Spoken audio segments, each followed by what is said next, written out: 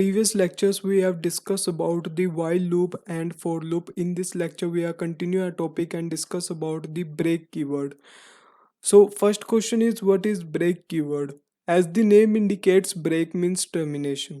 जैसे कि नेम से ही पता चल रहा है, ब्रेक का मतलब है कि रुक जाना, रुकने का मतलब है कि टर्मिनेट हो जाना। जैसे कि हमने पिछले लेक्चर्स में पढ़ा था कि जो वाइल लूप और फॉर लूप होती है उनकी एक एज होती है, वो जब तक हमारे पास वो एज कंप्लीट नहीं होती तब तक वो चलती रहती हैं। पर अगर हमने उन लूप्स को मतलब उनकी एज से पहले ही टर्मिनेट करना हो तो हम उसके लिए ब्रेक कीवर्ड का यूज़ करते हैं। Break is a predefined keyword in C language. Break keywords always declares in small letter. तो जो ब्रेक जो कीवर्ड है वो एक प्री डिफाइंड वर्ड है सी लैंग्वेज के अंदर, और जो है इसको डिक्लेयर करते हैं हम अपने स्मॉल लेटर्स के अंदर। It used in body of various loops और स्विच केसेस। तो ये जो मेन पॉइंट है ब्रेक कीवर्ड का वो ये है कि ये सिर्फ आपकी लूप्स के अंदर और एक स्विच केस के अंदर यूज होता है और इसका कहीं यूज भी नहीं है। तो सिंटेक्स क्या है ब्रेक कीवर्ड का? तो सिंटेक्स है, हमने कोड लिखा और एक ब्रेक कीवर्ड लिख दिया, उससे क्या होगा, वो लूप और वो कोड जो है वो आपका ब्रेक हो जाएगा, मतलब कि बीच में ही बंद हो जाएगा। It terminates loops execution immediately as it encounter. जैसे ही ये वर्ड आ गया प्रोग्राम में, एग्जीक्यूशन स्टार्ट हुई, मेन फंक्शन से स्टार्ट हुई, जैसे ही कीवर्ड ब्रेक आया, जो आपकी एग्जीक्यूशन है वो आपकी टर्मिनेट हो जाएगी, वो आपकी बंद हो जाएगी। तो इसको अच्छे से समझने के लिए एक एग्जांपल है। इसके अंदर एक प्रोग्राम बना हुआ है। इस प्रोग्राम के अंदर हमने क्या लिखा हुआ है कि दो हमारे पास वेरिएबल्स हैं, एक है आई और एक है एक्स।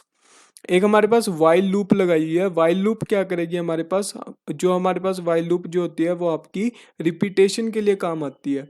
तो वाइल जो होता है वो आपका 5 बार चलेगा। 5 बार चलने के बाद वो आपका 5 बार प्रिंट करवाएगा एंटर अ नंबर, और एक हमारे पास नंबर लेगा, वो हम स्टोर करेंगे एक्स के अंदर।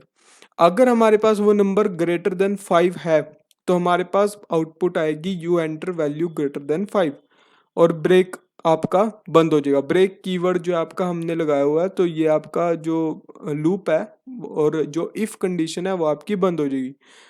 पर अगर आपकी जो एक्स की वैल्यू है वो आपकी छोटी है 5 से, तो आपकी बार बार ये वाली लूप जो है वाइल लूप वो एग्जीक्यूट होएगी और 5 बार एग्जीक्यूट होएगी। तो इसको मैं एक बार बना के दिखा देता हूँ। इसके अंदर क्या है कि हमारे पास, जैसे कि ये प्रोग्राम है, इस प्रोग्राम के अंदर हमारे पास जब मैं इसको एग्जीक्यूट करूँगा तो इसकी आउटपुट आएगी एंटर अ नंबर। हमने कोई भी नंबर एंटर करना है, जैसे कि मान लो हमने कर दिया 4, तो ये दोबारा पूछेगा एंटर अ नंबर 5। अगर मैं इसके अंदर 5 से बड़ा नंबर डाल दूं, जैसे मैंने 8 डाल दिया, 8 डालने के बाद हमारे पास आ गया you you enter value greater than 5, और आपका ये टर्मिनेट हो गया। ऐसा इसलिए हुआ क्योंकि मैंने इस वाले प्रिंटफ फंक्शन के बाद एक ब्रेक कीवर्ड लगाया हुआ था। ब्रेक कीवर्ड ने क्या किया, टर्मिनेट कर दिया। जैसे ही हमारे पास वैल्यू 5 से बड़ी आई, उसको हमने प्रिंट करवा के कि you enter value greater than 5, और ब्रेक कीवर्ड की हेल्प से उसे टर्मिनेट कर दिया। अगर मैं इसके अंदर ब्रेक कीवर्ड ना लगाऊं, मैंने इसके अंदर से ब्रेक कीवर्ड हटा दिया, तो अब क्या होएगा, अब जो है आपकी एग्जीक्यूशन कुछ इस तरह से होएगी कि मैं अगर जो इसके अंदर वैल्यू ग्रेटर देन 5 डालूंगा तो दोबारा ये आपका लूप जो है वो कंटिन्यूटी में चलता रहेगा। इसके अंदर अब आउटपुट आई है you enter value greater than 5 enter a number, यानी कि दोबारा नंबर एंटर करना पड़ेगा। तो ऐसे वो इनफाइनाइट लूप भी बन सकती है। तो इसीलिए हम लोग ब्रेक कीवर्ड का यूज करते हैं, और इसका कोई यूज नहीं है, टर्मिनेशन के लिए काम आता है। और इसका सबसे ज्यादा यूज स्विच केस वाले जो लूप्स हैं उनके अंदर जो है बहुत ज्यादा यूज होता है।